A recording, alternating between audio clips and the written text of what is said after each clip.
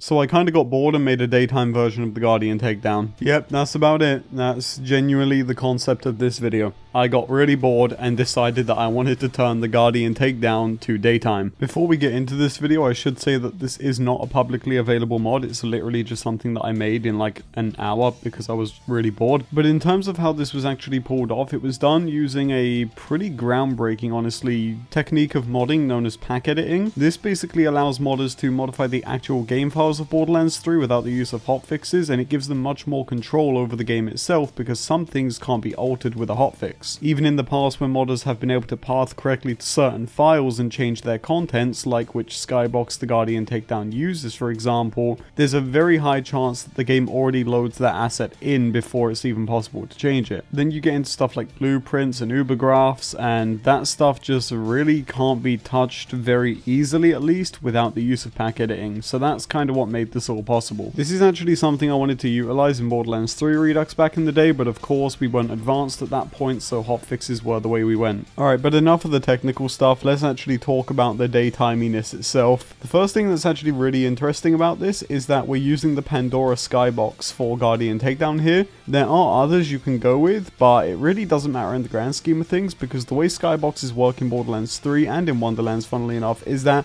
they actually have a day and night cycle. So as you can see in this gameplay, I'm loaded into the game and I'm kind of confused because I'm like, wow, this isn't daytime at all, this is nighttime, and even though it looks really good, especially with the Lilith moon above the map, it's not daytime. And again, the reason why it's not daytime is simply because there's a day and night cycle, and where I am in the game currently, it's night, and I don't know how to make it day apart from photo mode. Now, something that is actually pretty interesting about doing this to levels is that skybox and lighting files in the Borderlands games don't just contain lighting changes. Aside from that, they also contain various visual artifacts like static meshes, which are placed around the level to, I guess, make it look more complete. In reality, the most probable cause for this is that stuff like vistas and whatnot that are used for horizon visuals are stored in the skybox file because, well, it's mainly something you see in the distance and never really get to go to, hence why it's the skybox. Most people get confused over this, but skybox doesn't always mean something placed above you out of reach. It can also be stuff in front of you out of reach, like again a vista,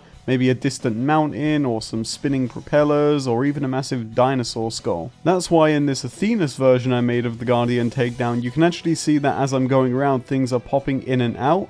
Those are things that are stored in the skybox file that are placed into the world, and for whatever reason are getting some really weird visual glitches, which honestly isn't a big deal. You can probably remove them quite easily just by going into there and taking them out, which is something you would obviously want to do if you were going to release something like this to the public. But what I find most bizarre about this is that these things only happen when you are on the ground. When you're in the air, they don't disappear at all, but the moment you touch the ground again, they disappear.